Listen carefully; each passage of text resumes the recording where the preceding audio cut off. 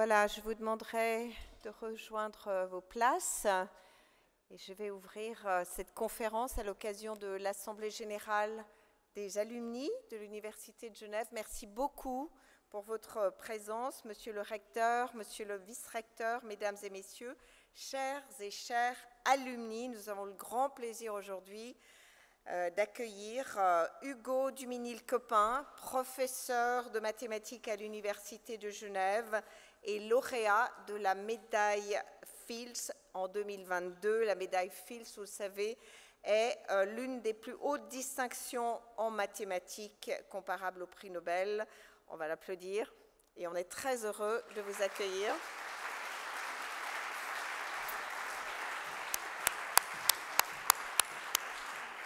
Avant de vous donner la parole, je vais tenter de résumer votre parcours.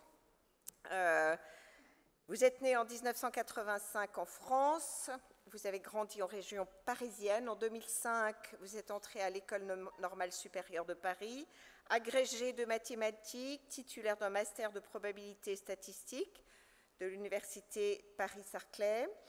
Vous avez rejoint en 2008 l'Université de Genève pour effectuer votre thèse de doctorat, obtenue en 2011, sous la direction du professeur Smirnov, qui était lui aussi lauréat de la médaille Fields.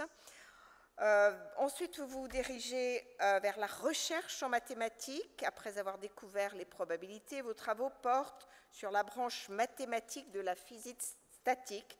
Vous allez nous raconter tout ça tout à l'heure. Ce que je précise encore, c'est que vous avez été nommé professeur de mathématiques à l'Université de Genève à l'âge de 28 ans et un an plus tard, professeur ordinaire. Et vos recherches, comme je l'ai dit, ont été récompensées par de nombreux prix et notamment cette médaille Fields. Merci beaucoup d'avoir accepté notre invitation. On se réjouit de vous entendre. Merci beaucoup.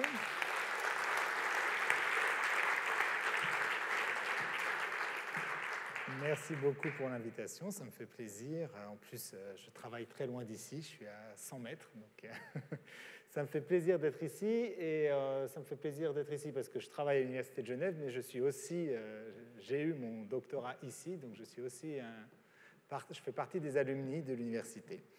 Alors, je sais qu'il y a des personnes qui ont un peu peur de ce qui va se passer pendant cette heure.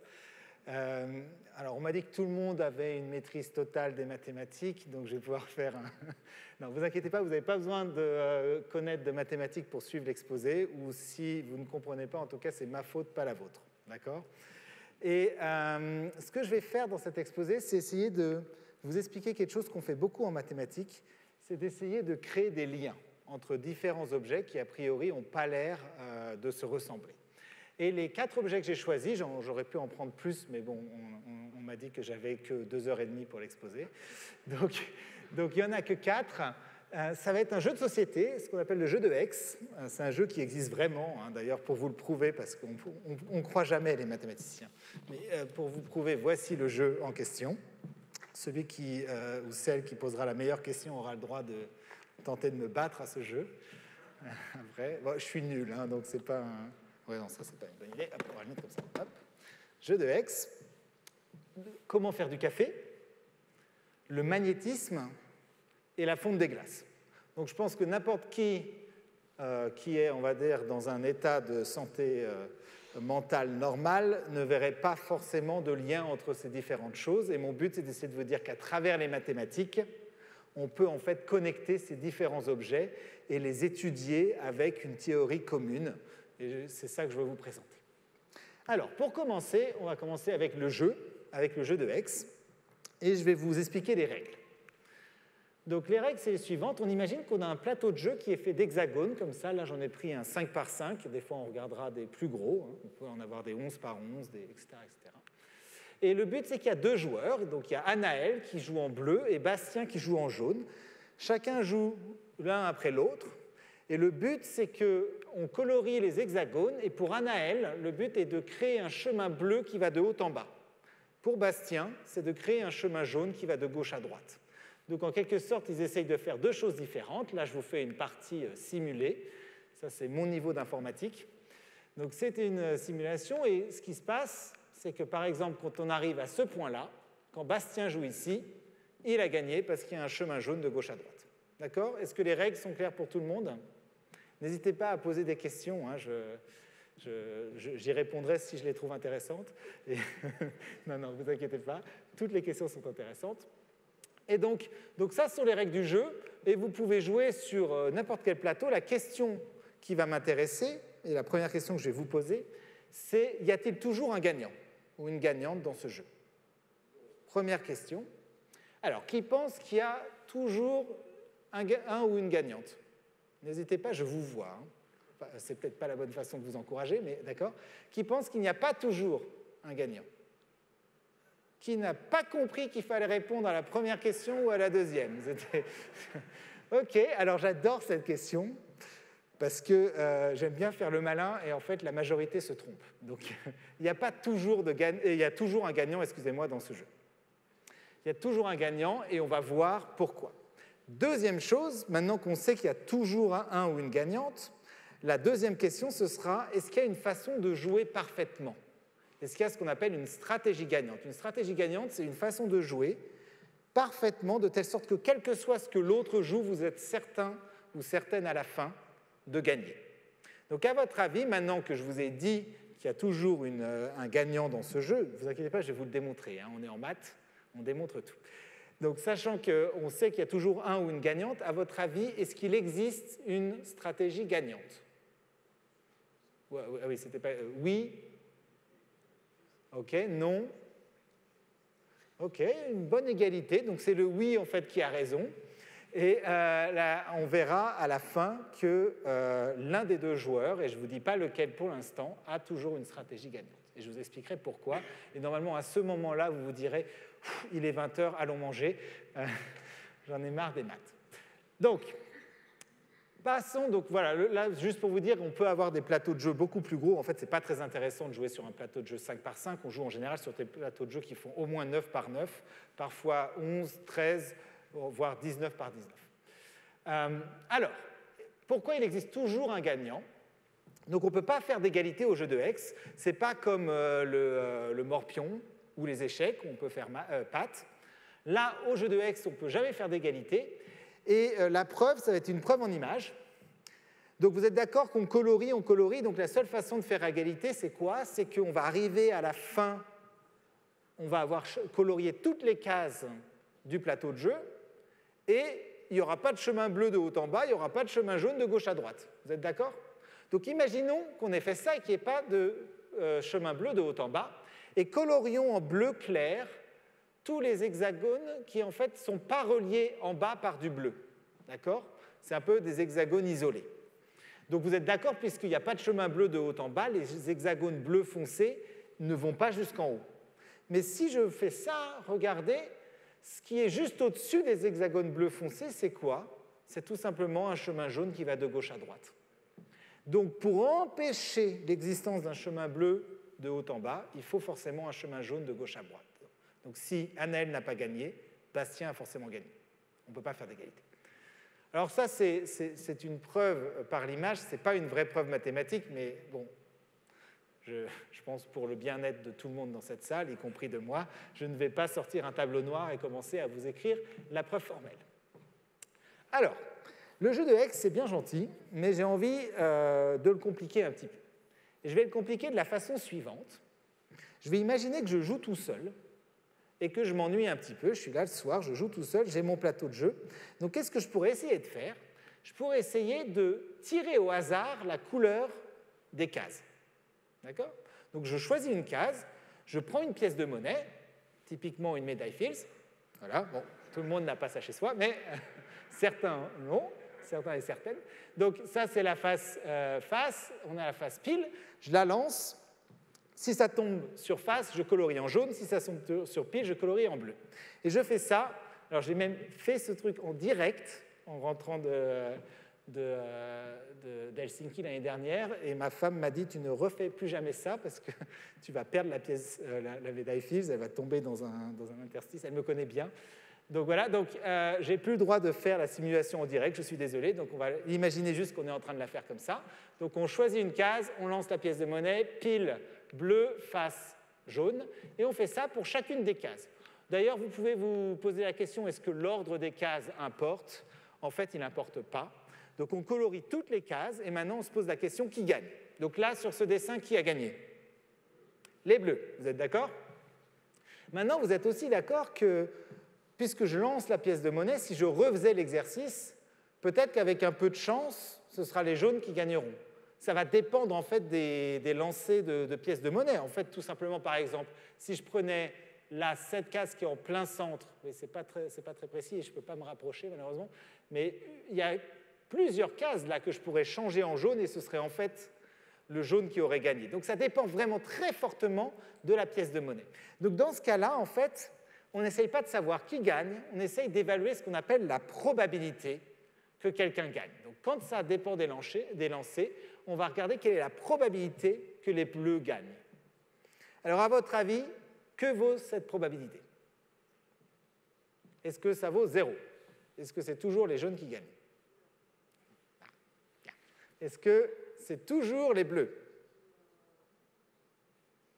Oh là là. OK, alors puisque apparemment tout le monde sait que c'est ni 0 ni 1, est-ce que quelqu'un a une idée de ce que ça peut être? Levez la main, n'hésitez pas. Oui? Ça s'approche de 0,5. Ah! Donc, est-ce que vous pensez que ça vaut 0,5 exactement? Qui pense ça? OK? Ou que c'est proche de 0,5, mais ça ne vaut pas 0,5? Et de nouveau, la majorité a faux. Ça va être long hein, pour vous, cette journée. Donc, ça vaut exactement 0,5 en fait. Est-ce que quelqu'un a une idée pourquoi? En général, quand on vous donne la réponse, ça vous donne un petit indice. Pourquoi ça vaut exactement, il y a 50% de chances de gagner. Exactement 50% de chances pour les bleus. Oui, là-bas. Parce que puisqu'il existe une stratégie gagnante, ça ne peut dépendre que de l'ordre. Oui. C'est-à-dire le premier ou pas le premier.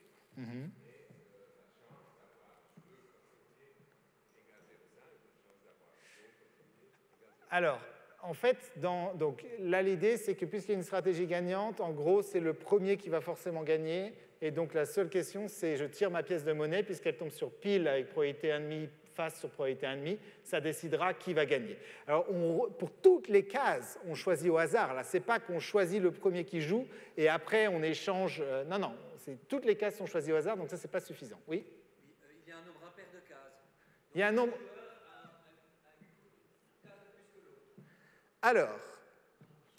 Alors ça, c'est... En fait, ça marche si j'avais pris un 8 par 8 ou un 6 par 6. Ce n'est pas la parité qui va importer. Alors souvent, on me répond une chose. On me dit, c'est parce que la pièce de monnaie tombe avec une probabilité 1,5 sur bleu et 1,5 sur jaune. En quelque sorte, chaque pièce de monnaie a autant de chances de tomber sur bleu et sur jaune. Mais imaginez un moment que le plateau de jeu ne soit pas symétrique. Dans ce cas-là, imaginez par exemple qu'il y ait juste une colonne d'hexagones. Vous êtes d'accord que pour que le jaune gagne, il faudrait que tous les hexagones soient jaunes. Pour que le bleu gagne, excusez-moi, il faudrait que tous les hexagones soient bleus pour qu'ils puissent monter de haut en bas. Et pour que le jaune gagne, il suffirait qu'un hexagone soit jaune parce que du coup, il traverserait, puisque là, c'est très fin, il traverserait en un coup. Et là, on se doute que ce n'est pas un demi la chance de gagner. Donc la vraie réalité, la raison pour laquelle ça marche, c'est qu'en fait, le plateau de jeu est symétrique. Donc si vous aviez tourné la tête, en quelque sorte, vous auriez vu « Ah, mais le jaune, en fait, essaye de passer de haut en bas dans un plateau de jeu qui est exactement le même que le bleu.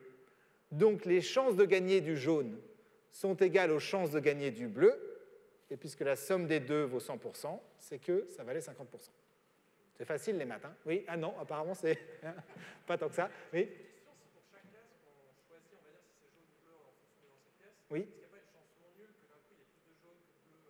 Il n'y a pas, or là, à part si j'ai fait une très mauvaise simulation, il n'y a pas autant de bleu que de jaune. Si quelqu'un me sort qu'il y a autant de bleu que de jaune, non, de toute façon, c'est impair, donc on est certain, hop. Mais non, le nombre de bleus et le nombre de jaunes a finalement très peu d'influence sur est-ce que c'est le bleu ou le jaune qui gagne. Ce n'est pas une question de nombre, c'est une question d'arrangement, en quelque sorte. Comment ils s'aident entre eux pour créer un chemin. Alors pourquoi je vous ai... Donc voilà, feu d'artifice, 50%. J'adore faire le feu d'artifice, surtout quand je donne des exposés devant les lycéens et les collégiens et les étudiants du cycle, parce qu'ils sont dégoûtés. Eux, ils n'ont pas le droit de mettre de feux d'artifice dans leurs exposés. Donc moi, je suis là. Eh oui, il y a un moment dans la vie où on arrive à pouvoir faire ce qu'on veut, et j'estime que j'ai atteint ce niveau-là. Donc voilà, je mets des feux d'artifice dans mes exposés. Alors, pourquoi je vous ai parlé de ce calcul? Parce qu'en fait, je me suis dit qu'on allait commencer avec un théorème qui n'est pas dû à moi, mais qui est justement dû à Stanislas Smirnov, donc à l'autre médaillé Fields de l'Université de Genève, et qu'on explique assez bien à partir du jeu de Hex. Donc imaginez un moment que l'on ne joue pas sur un plateau qui a une forme de losange. Par exemple, imaginez qu'on ait pris un rectangle, donc on dessine des hexagones, mais on prend un rectangle, et en fait, on décide que deux parties, par exemple, les deux côtés sont jaunes, les deux côtés du haut sont bleus, et le bleu essaye de traverser, le jaune essaye de traverser. Là, il n'y a plus d'argument de symétrie. Vous êtes d'accord? Si je fais une rotation, on voit bien que pour le bleu, c'est quand même plus simple que pour le jaune. Pour compliquer un petit peu plus, j'aurais pu prendre une autre forme, par exemple un cœur, et puis je dessine deux arcs bleus, deux arcs jaunes. Quelle est la probabilité de gagner du bleu? De nouveau, il n'y a pas d'argument de symétrie. Alors, j'aime bien aussi mettre Mbappé, on ne sait jamais. Mon but caché, c'est de le rencontrer. Donc je me dis, il y a bien un jour où il y aura je sais pas, un cousin, une cousine qui suit un de mes exposés, qui va me dire « Ah, bah, ça tombe bien, je le connais bien. » Bref, qu'est-ce qui se passe quand on change la forme des plateaux de jeu? Et c'est une question qui a été posée il y a très longtemps par De Volson Wood en 1894 dans un journal qui s'appelle American Mathematical Monthly. Et donc la question, c'était est-ce qu'on peut calculer les chances, donc la probabilité de gagner pour le bleu en fonction de la forme du plateau de jeu? L'éditeur avait une réponse d'éditeur. Il avait dit « Oh, ça ne doit pas être très dur. » C'est une question très intéressante. Si vous répondez, si quelqu'un répond d'ici le mois prochain, bah, on le publie dans le prochain numéro, la réponse.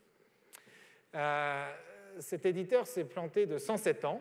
Voilà, il a fallu 107 ans pour trouver une réponse, et la réponse a valu la médaille Fields à la personne qui l'a trouvée. Alors, je vais vous la donner, cette réponse, histoire de vous faire un petit peu peur. Donc la réponse, c'est ça. Ne paniquez pas, fermez toutes les portes derrière, personne ne sort, jusqu'à ce que tout le monde ait compris cette formule. Alors, je ne vais même pas vous la lire, cette formule.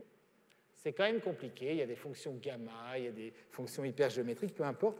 Pourquoi je vous raconte cette histoire, au-delà du fait que j'aimerais que vous me croyiez que je fais un travail sérieux, c'est qu'en fait, quand un mathématicien ou une mathématicienne voit une formule, en fait, il ne voit pas juste des chiffres, il ne voit pas juste des symboles.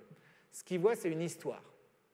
Une formule, ça raconte une histoire. Et cette formule, elle raconte une très jolie histoire. Et pour vous la dire, j'ai utilisé un autre objet. En fait, dans la vie, il y a des transformations qu'on appelle des transformations conformes. C'est quoi une transformation conforme? C'est une transformation qui préserve les angles. C'est-à-dire une modification de votre objet, mais qui va préserver les angles.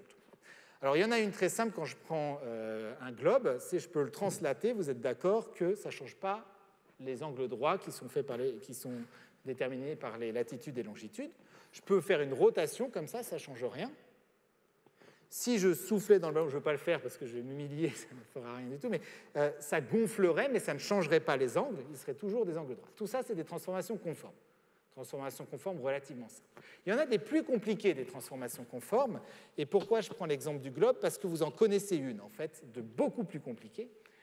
C'est que si je prends un globe, ben, en général, sur un plan, dans un bouquin, vous ne le voyez pas trop comme ça, le globe. Vous le voyez comme ça. N'est-ce pas? Vous voyez la planisphère. Et bien, cette transformation qui part du globe et qui transforme ça en une planisphère, c'est en fait, oula, qu'est-ce que j'ai fait? J'ai appuyé sur le mauvais bouton, c'est pas grave, ne paniquez pas, waouh, ça pète de tous les sens. Là. Alors, on oublie pour l'instant la suite. Donc, la transformation qui passe de ça et qui arrive à ça, c'est une transformation conforme qui préserve les angles. Et vous le savez très bien, parce que si vous dessinez les longitudes et les latitudes sur votre planisphère, elles s'intersectent bien à angle droit, exactement comme elles s'intersectent à angle droit ici. C'est une transformation conforme, beaucoup plus complexe, ça s'appelle la projection de Mercator. Et vous vous doutez bien de l'utilité de la chose, c'est que si vous êtes un navigateur, vous aimeriez que ce qui correspond à un angle droit, vous, dans votre vie de tous les jours, sur votre mer, est effectivement dessiné en angle droit sur votre planisphère. Alors, pourquoi je vous parle des transformations conformes? Parce qu'en fait, il y a une symétrie très forte dans le jeu de X aléatoire, qui est que si je prends un domaine, si je prends un plateau de jeu, et que je le transforme en un autre plateau de jeu, donc je sais pas, je pars du cœur, je le transforme en Mbappé. Mais si j'arrive à faire ça de façon conforme, c'est-à-dire que si les angles droits restent des angles droits, alors les probabilités de victoire sont les mêmes. Et ça, c'est quelque chose de très très fort, parce que plus vous avez de symétrie dans un objet, plus c'est simple de le manipuler. Et ça, c'est vrai à tous les niveaux. C'est vrai à tous les niveaux parce que justement, quand, par exemple, je regarde ma fille, vous savez, je vais faire référence à tous les parents dans la salle, il y a un jeu qu'on offre à tous nos enfants, qui est ce jeu où on met des boules, des cubes, etc., dans des carrés, des disques.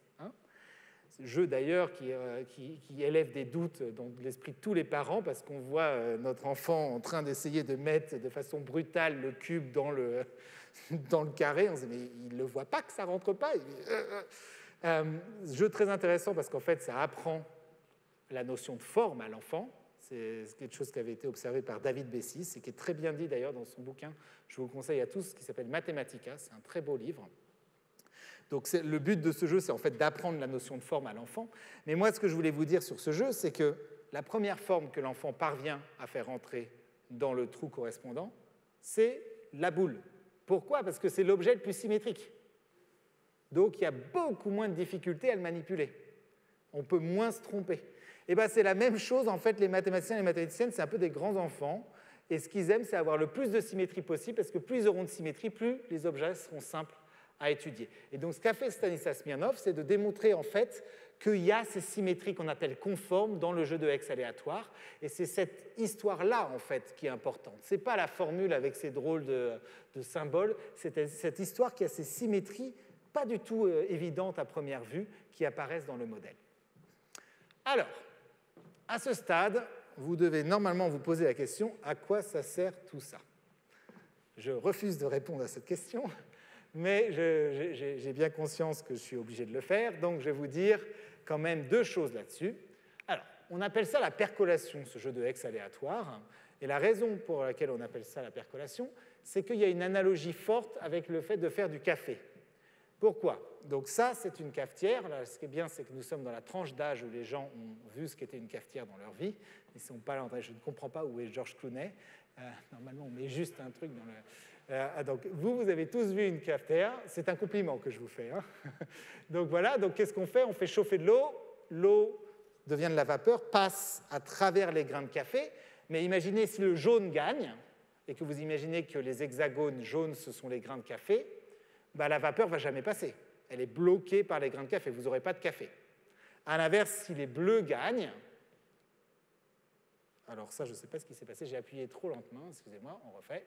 Si les bleus gagnent, à l'inverse, on se retrouve du coup avec des passages bleus, donc la vapeur va passer, va récolter les arômes de café et va nous faire un café de l'autre côté. Alors, qu'est-ce que je suis en train d'illustrer par là? C'est que le modèle d'hexagone aléatoire, de X aléatoire, c'est en fait un modèle pour les phénomènes de porosité. Les jaunes étant les particules qui bloquent, les bleus étant les passages pour le liquide, mais ça peut être aussi un gaz. Si vous imaginez faire étudier par exemple du charbon, ça peut être les molécules de gaz qui vont passer à travers le charbon, et ça va être lié à est-ce que je peux faire un masque par exemple pour bloquer les molécules de peinture et pas celles d'oxygène. Donc ça peut aussi modéliser la porosité du charbon, ça peut en fait modéliser tous les types de porosité, ces modèles de percolation. Et il y en a un peu surprenant que j'aime bien mentionner, parce que c'est d'époque.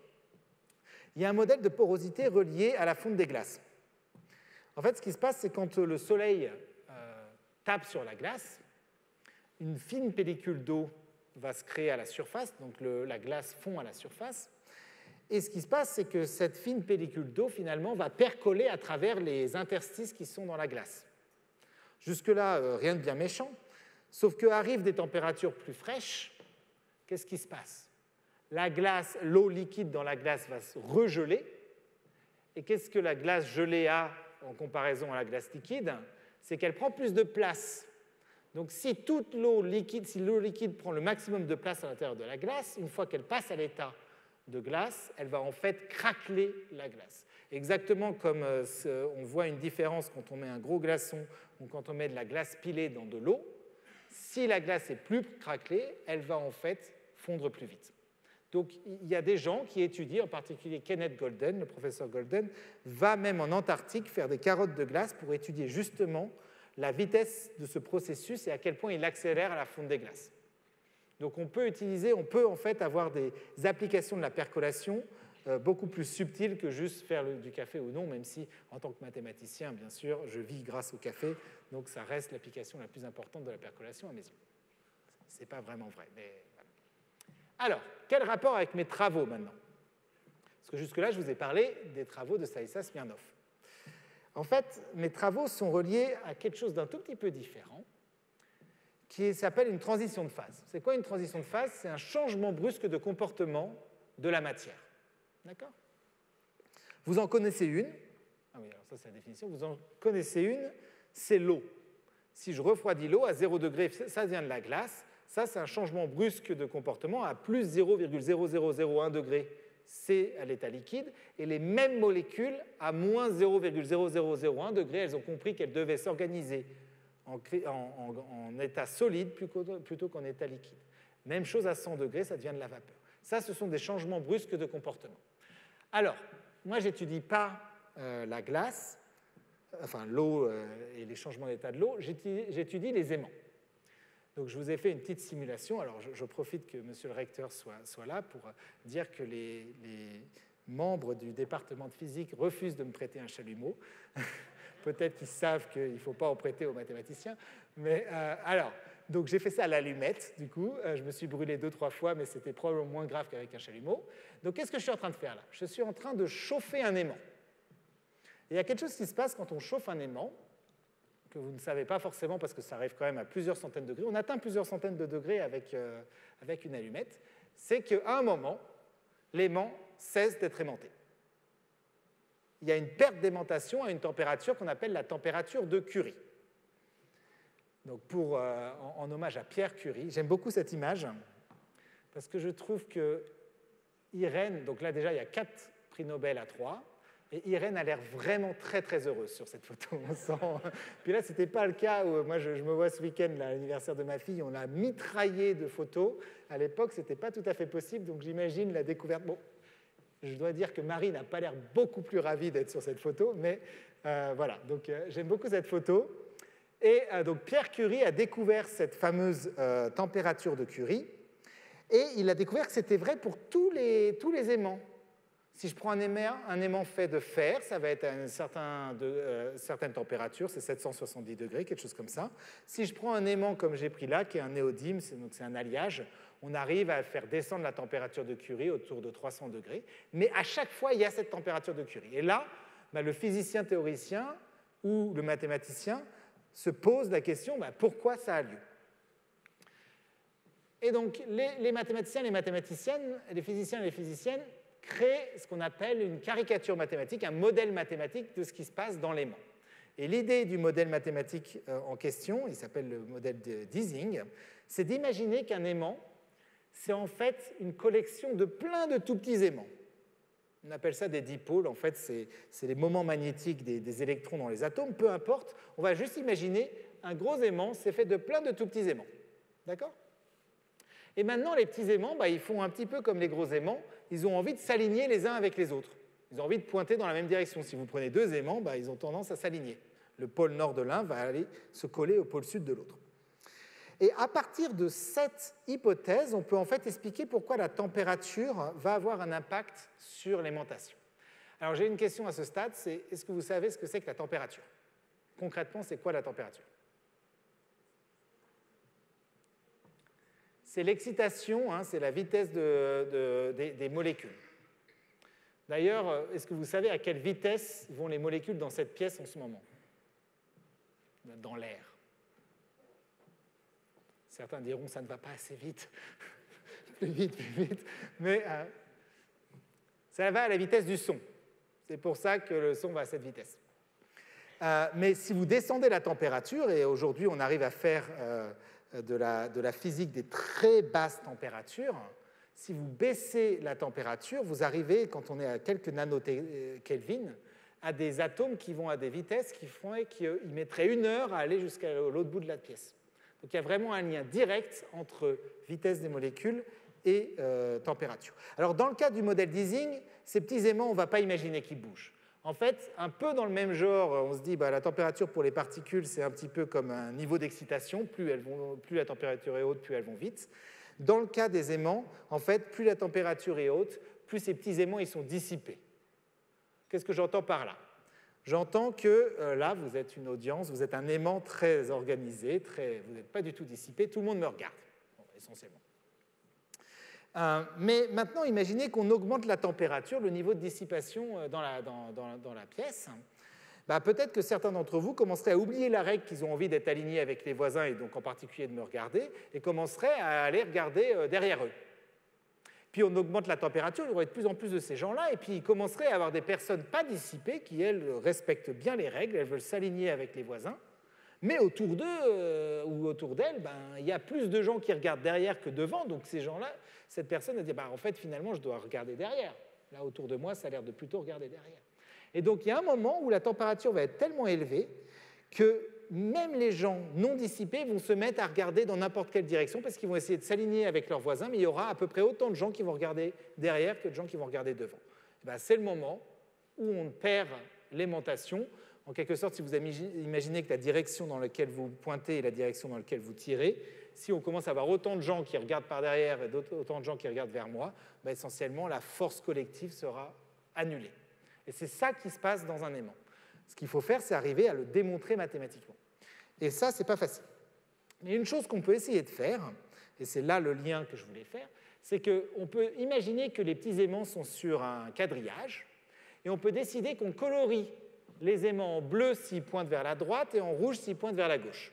D'accord? Quand je fais ça pour un grand aimant, je me retrouve avec un coloriage en bleu et rouge, excusez-moi, et il découvrit qu'il était daltonien, en bleu et rouge. Et l'important là, c'est que si vous oubliez que ce ne sont pas des hexagones, okay, ce sont des carrés. Si vous oubliez qu'avant c'était une couleur bleue ou une couleur jaune, là maintenant c'est bleu et rouge. Mais finalement, on a envie de se poser les mêmes questions là. Est-ce que le bleu gagne, par exemple? Dans le cas présent, le bleu gagne. Est-ce que ce serait le rouge? Quelles sont la taille des différentes parties rouges, des différentes parties bleues? On peut se poser les mêmes questions que pour le jeu de hex aléatoire dans le cas de ce modèle. Donc, qu'est-ce qu'on est en train de dire? Je suis en train de dire qu'en fait, quand j'étudie l'aimantation, la magnétisation des objets, je vais reformuler la question comme une question de percolation et du coup, une question qui est tout à fait similaire à ce qui se passe quand j'étudie le jeu de hex ou quand j'étudie la fonte des glaces ou quand j'étudie les... C'était quoi le dernier? Je ne me rappelle plus. Ah, le café, n'oubliez pas le café. Voilà. Alors, je ne sais pas combien de temps il me reste, mais je vais juste vous mentionner un théorème que j'ai démontré, comme ça vous aurez un exemple de résultat. Donc, ce qu'on a démontré avec deux collègues, Michael Eisenman et Vladas Sidoravicius, c'est que quand je regarde cette caricature des aimants en dimension 3, donc quand je regarde des objets tridimensionnels, je peux démontrer que la transition de phase est ce qu'on appelle continue. Alors, qu'est-ce que j'entends par là? Je vais vous montrer ce qui n'est pas continu. Quand je refroidis de l'eau et que je regarde le volume en fonction de la température, quand ça passe à 0 degré, il y a une discontinuité. La glace prend tout de suite plus de place que l'eau liquide. C'est pour ça qu'on peut faire cette expérience marrante avec, je sais pas, du coca ou quoi, on le met au congélateur et on peut faire exploser la bouteille. C'était peut-être pas marrant, mais moi, ça me fait marrer. C'est l'important. À l'inverse, quand on chauffe un aimant et qu'on mesure la force de l'aimant, la force d'attraction de l'aimant, on ne voit pas la même chose. Ce qu'on voit, c'est que cette force, elle diminue continuellement quand on augmente la température pour atteindre 0 au point de Curie. Donc, si je devais dessiner au crayon le volume à gauche, je serais obligé de sauter. Je dois sauter à un moment et lever le crayon pour aller mettre la valeur à 0 degré. Quand je fais la même chose pour la magnétisation, je n'ai pas besoin de lever le crayon. C'est ce qu'on appelle une fonction continue. Je peux arriver jusqu'à 0 et rester à 0. Donc c'est ce qui se passe dans la nature ici, pour les aimants, et ça a été d'ailleurs observé par Pierre Curie. Il a fait ces mesures de magnétisation. On a démontré que la caricature mathématique, elle a la même propriété que le modèle physique, enfin que l'objet physique sous-jacent. Alors, et donc ça, c'est un des résultats pour lesquels j'ai eu la médaille Fields. Et en fait, la raison pour laquelle, pour vous dire peut-être un tout petit peu plus qu'est-ce qui est vraiment nouveau dans l'approche, c'est que ce modèle de percolation, en particulier, on l'a vu avec les résultats de Stanislas Smirnov, c'était quelque chose qui était assez bien compris. Sauf que c'était compris dans un cas où, quand on colorie les cases, on les colorie de façon indépendante. C'est-à-dire que si je veux décider la couleur d'une case ici, ça ne me donnera aucune information sur la couleur de la case ici. Pourquoi? Parce que je retire une pièce de monnaie. Donc la pièce de monnaie, elle ne sait pas qu'elle est tombée sur pile avant. Donc les couleurs sont complètement indépendantes, et ça, l'indépendance, on aime beaucoup ça, les mathématiciens et mathématiciennes. Donc il y avait toute une théorie, elle avait plus de 50 ans, de l'étude des percolations indépendantes. Le problème, c'est que les applications de la théorie de la percolation, en fait, elles sont beaucoup plus fortes quand on introduit de la dépendance. Si je regarde le coloriage pour les... alors je vais d'ailleurs vous faire le dessin, je crois que j'ai même un... Voilà. Si je regarde le coloriage à gauche, ici, à droite, ici, pour les petits aimants, là, pour peu, si je vous dis qu'un aimant est rouge, donc il pointe dans une direction, la case à côté, c'est un autre petit aimant. Je vous ai dit qu'il avait envie d'être aligné avec son voisin. Donc vous êtes d'accord que en fait, la couleur du deuxième aimant, elle est impactée par la couleur du premier. Donc on est dans un cas où il y a de la dépendance entre la couleur des différentes cases. Et ça, tout se cassait la figure. Mais vraiment, toute la théorie se cassait la figure. Et en fait, ce que j'ai initié en 2008, justement, dans ma thèse à Genève, et ce que j'ai ensuite continué pendant les 15 ans qui ont suivi, c'est de développer une théorie plus robuste, si vous voulez, une théorie qui permet d'étudier les percolations avec dépendance. Et en particulier, du coup, d'avoir des applications plus intéressantes pour la physique. Alors, là, j'ai vraiment besoin de savoir combien de temps il me reste. Il est quelle heure? Il reste 10 minutes? Oula, alors vous êtes mal, parce que c'était la mauvaise réponse. Alors, donc le lien, c'est la théorie de la percolation. Maintenant, je vais faire une expérience sur vous, parce que je l'aime beaucoup, cette expérience. Alors, oui, alors c'est moi, avec mes 2 collaborateurs fétiches, voilà, qui ont tous les 2 fait un postdoc à Genève. Oui, Genève, c'est bien. Bon, là, je suis en train de parler aux gens qui sont déjà allés à Genève, si c'est les alumni, mais je ferai le même discours aux gens qui ne sont pas encore allés à l'université. Alors, retour sur le jeu de hex non aléatoire. Donc vraiment ce jeu-là. Là, il n'y a plus de pièces de monnaie. Oubliez tout ce que je vous ai dit sur les pièces de monnaie, sur tirer au hasard, etc. On va jouer à ce jeu-là. Et ce que j'ai envie de faire, c'est une expérience avec vous. On vit dans une société où on veut tout comprendre tout de suite. Et c'est quelque chose qui, personnellement, en tant que mathématicien, m'agace énormément, puisque je passe mon temps à rien comprendre dans ma vie de tous les jours. Mon jeu aussi de tous les jours. Quand je fais des maths, je ne comprends rien.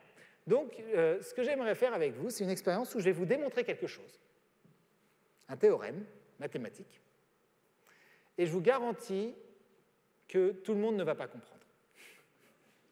Je vous garantis qu'une personne comprend au moins. Mais non, vous allez voir. Certains d'entre vous vont comprendre, d'autres ne vont pas comprendre, et c'est normal. Mais ce que je vous garantis, c'est que vous pouvez comprendre si vous y réfléchissez, si vous prenez le temps, si vous en discutez avec votre voisin ou votre voisine plus tard, pas pendant l'exposé, mais plus tard. Juste réfléchissez-y, il n'y a pas de maths, ne vous inquiétez pas, au fond, c'est juste un raisonnement. Vous allez comprendre. Et à ce moment-là, au moment où vous allez comprendre, pensez à moi. D'accord. Pourquoi je dis ça? Parce que vous allez voir que quand on comprend quelque chose qu'on ne comprenait pas avant, c'est beaucoup plus agréable que quand on comprend tout de suite quelque chose. Et c'est ça que je veux vous faire comprendre. Peut-être que vous comprendrez aussi ça plus tard, je ne sais pas, mais l'idée vraiment, c'est que quand un mathématicien ou une mathématicienne vous dit que les maths, c'est beau, en fait, souvent, il réfère à ce moment, ce déclic, ce passage de l'incompréhension à la compréhension. Donc peut-être plus que beau, c'est satisfaisant qui serait le bon terme. Et je vous garantis que là, sur ce cas-là, au moment où vous allez comprendre, ça prendra peut-être une semaine, peut-être 15 ans, je ne sais pas. En général, alors ça c'est génial comme expérience à faire en collège, parce qu'il y a tous les profs de maths de la salle qui qui descendent comme ça en se disant « mince, tous les élèves vont venir me poser la question, il faut absolument que je comprenne ». Donc là, bon, malheureusement, je ne peux pas désigner monsieur le recteur comme étant la personne à qui vous devez aller demander la réponse dans une semaine. Mais voilà, en tout cas, ce que je vous garantis, c'est que vous pouvez comprendre, et au moment où vous allez comprendre, ce sera sympa. Voilà, et vous aurez fait des maths. Et au moins, ce sera une preuve qu'on peut s'amuser en faisant des maths. Alors, le théorème, c'est la chose suivante. Je prétends qu'en fait, Anaël a une stratégie gagnante. Le premier joueur a une stratégie gagnante. Et on va faire ce qu'on appelle un raisonnement par l'absurde. C'est quoi un raisonnement par l'absurde? Ce n'est pas un raisonnement incohérent. C'est un raisonnement où on va supposer l'inverse de ce qu'on veut montrer. Donc là, dans le cas présent, que Anaël n'a pas de stratégie gagnante. Et on va montrer que ça amène à une contradiction. Du coup, c'est que mon hypothèse de départ devait être fausse. Donc, à votre avis, qu'est-ce que ça veut dire? Qu'est-ce que ça implique que Anaël n'a pas de stratégie gagnante? Puisqu'on ne peut pas faire égalité, ça veut dire en fait que Bastien, le joueur numéro 2, a une stratégie gagnante. Pourquoi? Parce que ça veut dire qu'il n'y a aucune façon pour Anaël de bien jouer de telle sorte qu'elle est sûre de gagner. Donc ça veut dire qu'en fait, il y a une façon pour Bastien de répondre à tous les coups pour être sûr de gagner. Enfin, de ne pas perdre, mais puisqu'on ne peut pas faire égalité, il aura gagné s'il ne perd pas. Donc Bastien aurait une stratégie gagnante dans mon raisonnement. À ce stade, c'est peut-être pas mal de vous dire ce que c'est qu'une stratégie gagnante un petit peu en image. C'est toujours important en maths d'essayer de se représenter la chose qu'on est en train d'étudier. On dit souvent, mais les maths, c'est hyper abstrait. Moi, dans ma tête, ce n'est pas abstrait du tout. Ce que j'ai, c'est des images mentales de ce que vous appelez quelque chose d'abstrait. Vous voyez des symboles, on parlait de la formule. Moi, je vois une histoire derrière. Là, quand je parle stratégie gagnante, je vois un livre dont vous êtes le héros. Vous vous rappelez ça? Enfin, pour les plus jeunes, peut-être ça n'existe plus. Je ne sais pas, c'est maintenant peut-être des jeux dont vous êtes le héros, jeux vidéo, je ne sais pas quoi. À mon époque, en tout cas, on avait ces livres. Ça se passait en général dans une maison hantée. Et on arrivait dans une page et on disait, si vous voulez monter à l'étage, prendre les escaliers, allez page 25. Si vous voulez ouvrir une porte, allez page 12. Donc, en général, on ouvrait la porte, page 12, boum, vous êtes mort. Hop, on revenait en arrière, non, je voulais monter en fait. Et voilà, ça c'était enfin en tout cas, c'est mon souvenir de ces choses-là. Ben, en fait, une stratégie gagnante, c'est un tout petit peu comme un jeu, un livre dont vous êtes le héros. Sauf que c'est Anaël, du coup, donc c'est Bastien qui a ce livre, mais ce serait Anaël qui décide quelles sont les pages dans lesquelles Bastien va. Qu'est-ce que j'entends par là? C'est que la première page du livre, il y aurait un plateau de jeu vide comme ça. Et il y aurait des instructions, exactement comme les livres dont vous êtes le héros, qui disent si le joueur 1, donc si Anaël joue la case 1, allez à la page 1. Si elle joue la case 2, allez à la page 2, etc. etc. Donc imaginons que Anaël joue la case 45, disons. Dans ce cas-là, Bastien va à la page 45, et qu'est-ce qu'il y aurait à la page 45? Il y aurait la case 45 qui est en bleu, et il y aurait exactement ce que doit jouer Bastien. Donc, par exemple, cette case-là. Et de nouveau, à droite, il y aurait, maintenant, si Anaël joue la case 1, allez page 1001, si Anaël joue la case 2, allez page 1002, etc. Et etc., etc. Donc à chaque fois, Bastien, à chaque fois qu'Anaël jouerait, il dirait, oh là, je vais cette page, hop, je vais cette case, hop, je vais à la bonne page, et là, je dois jouer jaune ici. C'est des instructions, en quelque sorte. Et c'est une stratégie gagnante parce qu'à la fin de chaque partie, donc ça indiquerait les coups à jouer pour Bastien, à chaque fois, ce serait Bastien qui gagnerait à la fin. D'accord? Alors, ce livre, il n'existe pas, c'est une image mentale. Ce livre, pour tout vous dire, il y aurait autant de pages que de parties, et il y a plus de parties que de nombre d'atomes dans l'univers, ce qui est en général très mauvais si vous voulez faire un livre composé de ce nombre de pages. Je vous laisse réfléchir. Donc, on prétend dans notre tête qu'il existe ce livre, et je prétends que ça, ce n'est pas possible. Ce livre, il ne peut pas exister. Non pas pour des raisons techniques, mais même fondamentales, il ne peut pas exister. Pourquoi? Parce que Anaël, dans ce cas-là, pourrait faire quelque chose. Ce livre, ce n'est pas un livre secret, ce n'est pas juste Bastien qui le garde. Il existe en autant d'exemplaires que vous voulez. En particulier, Anaël peut l'utiliser, peut en avoir un exemplaire. Et du coup, ce qu'elle peut faire, Anaël, c'est qu'elle peut jouer un coup. Par exemple, elle joue au centre. Et elle oublie qu'elle a joué, et maintenant, elle prend le livre et elle dit, maintenant, je suis la deuxième joueuse. J'oublie mon coup bleu, et je vais jouer en suivant les instructions du livre. Mais si elle fait ça, finalement, le livre, si elle suit les instructions, elle va gagner à la fin. Et Bastien, il suit aussi les instructions. Donc il va aussi gagner. Ça, c'est pas possible. La seule chose qui puisse arriver, c'est qu'à un moment, peut-être que le livre indique à Anaël de jouer la case du milieu. Or, elle l'a déjà jouée. Mais bon, si elle l'a déjà jouée, ben, elle joue autre part, c'est bon, elle est bleue, elle n'a pas besoin de jouer bleue, elle est déjà bleue. Donc en fait, si Anaël suit le jeu de stratégie, le livre, le même livre que Bastien, elle va aussi gagner, et ça, c'est absurde. Donc le livre n'existe pas. Voilà, c'est des maths. Et là, eh ben, on finit là-dessus, je pense, non? Merci beaucoup de votre attention.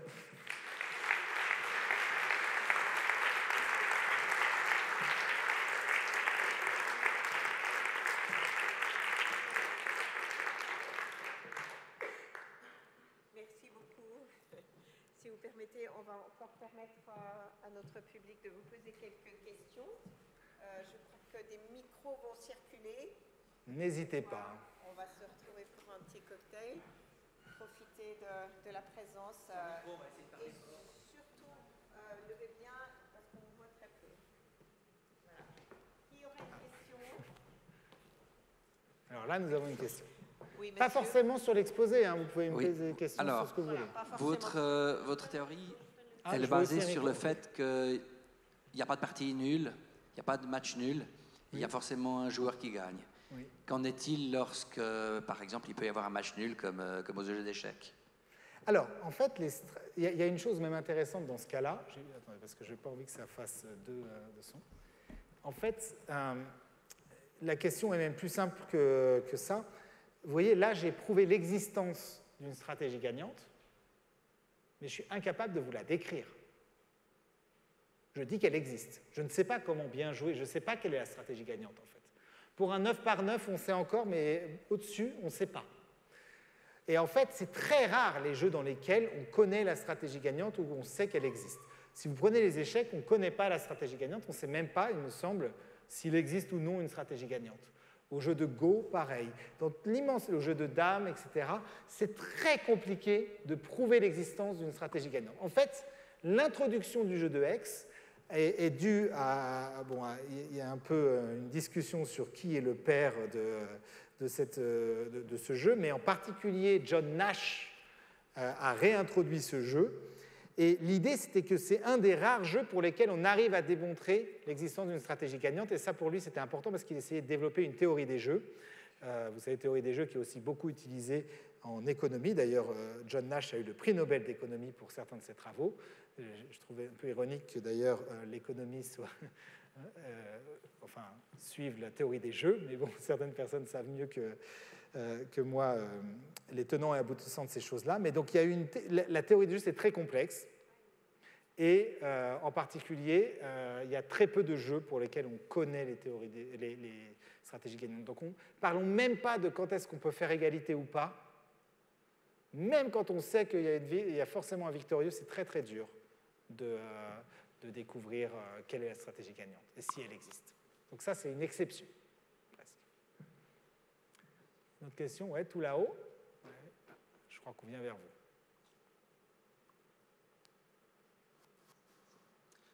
Il existe une variante du jeu de Marienbad où on doit ramasser des allumettes et c'est le dernier qui ramasse qui gagne ou qui perd. Oui. Dans ce jeu-là, c'est le deuxième qui a une stratégie gagnante. Okay. Mais si j'applique exactement ce raisonnement, je pourrais dire que c'est le premier qui doit gagner. Je ne comprends pas où j'ai... Alors, ce n'est pas le même jeu. Il y a une énorme différence. Alors, ça dépend du nombre d'allumettes pour le jeu des allumettes. Mais donc, le jeu des allumettes, c'est un jeu où vous pouvez enlever, alors je ne me rappelle plus très bien, mais vous pouvez enlever 1, 2 ou 3 allumettes. Vous faites ça chacun votre tour et le but, c'est de ne pas enlever la dernière allumette. Et en fait, en fonction du nombre d'allumettes au départ, le premier ou le deuxième a une stratégie gagnante. Et l'énorme différence entre les deux jeux, c'est que ce jeu-là, il est monotone. Plus vous avez d'hexagones bleus, mieux c'est pour vous. Vous êtes d'accord? Le premier hexagone qu'Anaël joue, il ne l'embêtera jamais. C'est un avantage pour toujours. Quand vous regardez votre jeu où vous enlevez les allumettes, peut-être que votre premier coup, c'est un coup très désavantageux en fait pour vous. Si vous enlevez 2 allumettes, peut-être que c'était un très mauvais coup. même une, même trois. En fait, peut-être que quel que soit votre premier coup, c'est un très mauvais coup. C'est ce qui va d'ailleurs se passer quand on prend un nombre congru à 4. J'imagine que ça doit être ça. Donc voilà, donc, dans votre jeu des allumettes, ce n'est pas du tout un jeu monotone. D'ailleurs, c'est un bon exemple parce que ça permet de montrer que ce n'est pas parce qu'on joue en premier qu'on est avantagé. C'est vrai que beaucoup de jeux qu'on voit, par exemple si on joue aux échecs, on dit le blanc est avantagé par rapport au noir. Bon, pour le Go, c'est beaucoup moins évident, je pense. Mais il y a des jeux pour lesquels ce n'est pas évident, mais en tout cas, il n'y a pas de raison fondamentale pour laquelle le premier joueur devrait être avantagé dans ce jeu-là, parce que c'est un jeu monotone. Plus on peut poser d'hexagones bleus, mieux c'est. En fait, du coup, c'est le premier qui gagne. Et il a une stratégie gagnante.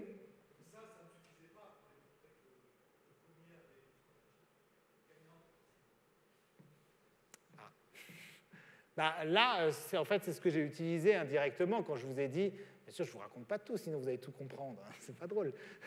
Mon expérience ne marcherait pas. Mais en fait, j'ai utilisé implicitement quand j'ai dit, le premier hexagone que Anaël jouera ne la désavantagera jamais, parce que si la règle de jeu, si le livre me dit de jouer là, bon, bah, c'est bon, j'ai déjà joué et je peux jouer autre part. Ça, c'est quelque chose qui prend en compte le fait que plus il y a des hexagones bleus, plus je suis avantagé. C'est ça. Oui ? Est-ce que vous avez joué contre un ordinateur à ce jeu ? C'est une version polie de la version que j'ai en général. Quand est-ce que vous pensez que vous allez être remplacé par un ordinateur ? Là, au moins, c'est restreint au jeu de Hex. Alors, j'ai joué avec mes collègues, mais on nous a appris ce jeu en M2, justement, quand on a parlé de la percolation. Très mauvaise tactique pédagogique, d'ailleurs, d'expliquer un jeu qui peut jouer sur une feuille de papier à des gens dans une classe, parce qu'on a beaucoup plus joué à ce jeu que écouter le prof. Alors, certains de mes collègues peuvent être apparentés à des ordinateurs, vu la vitesse à laquelle ils réfléchissaient, mais sinon, je n'ai jamais joué réellement contre un ordinateur. En fait, il me semble, on pourrait se dire que c'est un jeu qui est assez simple à maîtriser pour un ordinateur, parce qu'il est assez simple à coder, les règles sont simples, donc on pourrait se dire que très rapidement, les ordinateurs vont jouer mieux que les humains. J'ai regardé, en fait, donc les humains, même les meilleurs joueurs de Hex, se font battre par des ordinateurs, mais ce n'était pas forcément plus clair que pour les échecs, par exemple. Est-ce qu'il y a une version plus que Hex, Polygone, Hect, Oct Alors, on peut jouer sur des versions un peu différentes du jeu, où on ne remplace pas par des hexagones. Enfin, on n'a pas des hexagones, il y a des versions avec des petites barrettes. Donc là, ce serait plutôt des octogones. En fait, il y a une règle là qui est importante, c'est qu'il faut que ce soit que bloquer l'autre soit du même type que de ce que l'autre essaye de faire. C'est-à-dire que si le bleu essaye de créer un chemin bleu, il faut que le bloquer, ce soit plus ou moins de créer un chemin jaune. Donc il faut ce qu'on appelle des modèles autoduo. C'est joli, hein ? C'est-à-dire que si vous prenez des choses trop compliquées, alors le bleu, créer un chemin bleu avec ces choses compliquées, ce sera très joli, mais peut-être que le bloquer, ce ne sera plus du tout la même chose. Si vous essayez de faire ça en dimension 3, par exemple, donc vous pourriez imaginer d'avoir des petits cubes, et puis l'un essaye de créer un chemin de cube bleu de haut en bas. Pour bloquer un chemin de cube bleu de haut en bas, il faut créer une surface jaune. Donc c'est quelque chose de beaucoup, beaucoup plus complexe. Et ça, vous voulez éviter parce que dans ce cas-là, il y aura un des deux joueurs qui sera très, très avantagé par rapport au deuxième. Donc cette autodualité, elle contraint un petit peu les plateaux de jeu que vous pouvez utiliser. On n'avait jamais posé cette question, mais c'est une très bonne question.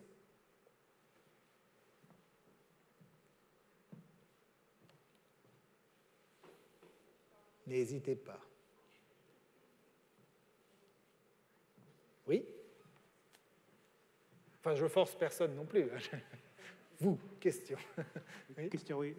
Juste pour revenir à ce que vous disiez tout à l'heure aussi sur les aimants, parce que si j'ai bien compris, donc vous savez aussi trouver un modèle pour expliquer, pour essayer aussi d'expliquer le changement, la perte de magnétisation. Non, voilà. Et je me demandais si est-ce qu'il avait été fait des simulations informatique justement, mais en utilisant votre modèle pour justement simuler Vérifier cette perte, oui. la perte du magnétisme en fait. Alors, deux choses. Donc, première clarification, là, je suis responsable. Donc, c'est le modèle d'Ising. Alors, vous vous dites naturellement, du coup, c'est pas moi qui l'ai inventé, c'est Ising. Alors, c'est pas Ising non plus qui l'a inventé. Il s'appelle Lenz, la personne qui l'a inventé, mais c'est pas moi. D'ailleurs, ça a plus de 100 ans. Et je serais très bien préservé si c'était moi qui l'avais inventé. Donc, nous, on étudie ce modèle, mais il était là bien avant. Ça, c'est la première clarification. La deuxième clarification, c'est que c'est une caricature pour le magnétisme. Donc la question naturelle, c'est effectivement, est-ce que les caractéristiques de ce modèle sont très proches de ce qu'on observe dans la nature? La réponse est pas tant que ça. C'est une première ébauche, si vous voulez, d'une caricature. Après, vous avez envie de compliquer la caricature pour qu'elle soit plus précise, plus proche de la réalité. Et c'est exactement là où les modèles de percolation associés vont être plus compliqués. C'est pour ça qu'il faut avoir une théorie très robuste de ce qui se passe. Donc le modèle d'Ising est un mauvais modèle de magnétisme. En fait, il est mauvais pour une raison fondamentale qui est que le magnétisme, la propriété des aimants, en fait, est une propriété fondamentalement quantique. Il y a de la physique quantique derrière. Or, le modèle d'Ising est un modèle classique. Il n'implique pas de physique quantique. Donc ce n'est pas un très bon modèle. Donc les gens ont très vite vu par les simulations que certaines choses ne sont pas exactement les mêmes que dans la nature. Maintenant, un modèle simplifié, ça a aussi des avantages parce qu'on le comprend mieux. Donc du coup, on peut tirer des conclusions d'un modèle sursimplifié en quelque sorte de la nature, et c'est d'ailleurs quelque chose qui marche très très bien. Et le lien entre les différents phénomènes, il est réel à travers la percolation, à travers ce modèle ici.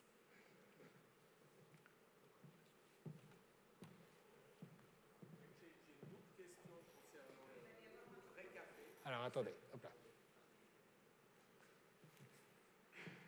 Merci. Alors, j'ai une double question concernant la percolation dans le vrai café. Oui. Oula. Je me disais que la pression augmentant dans la chambre où il y a l'eau qui est en ébullition, oui, ça peut désorganiser les résistances au passage de la vapeur. Et donc, en fait, même s'il n'y avait pas de chemin au départ, la vapeur se crée un chemin par la force, on va dire, pas par un état initial qui serait préexistant.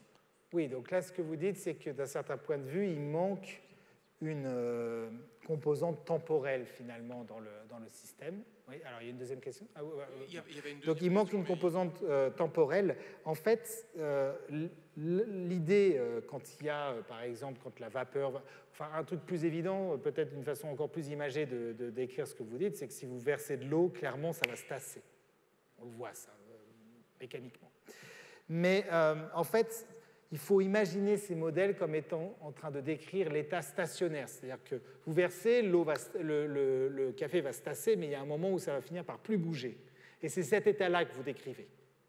Donc, si on pense à la vapeur qui va bouger les choses, en fait, à un moment, ça va finir par se stabiliser, et c'est ce moment-là que vous décrivez. Par contre, ce qui est tout à fait juste, c'est qu'on peut aussi introduire des dynamiques dans ces modèles, les faire évoluer avec le temps.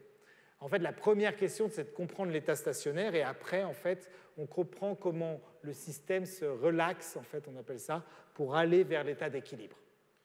Donc ça, c'est des très bonnes questions. Il y a une deuxième question, c'est qu'en fait, pour avoir du bon café, il vaudrait mieux qu'il n'y ait pas de chemin préférable, facile, parce que sinon, ça va entrer en contact qu'avec très peu de grains de café, et vous aurez de l'eau qui va se retrouver en face avec... Je l'aime bien. Je sais pas, disons. Je l'aime beaucoup, ce monsieur. C'est un très bon point. C'est d'ailleurs pour ça que ne demandez surtout pas à des mathématiciens de vous faire du café. Vous aurez un résultat très, très mauvais en général. Non, alors, c'est tout à fait juste. Si le bleu gagne trop bien d'un certain point de vue et qu'il y a trop de chemin bleu, en fait, l'eau va passer beaucoup trop facilement. Elle ne va pas avoir le temps de récolter les arômes de café.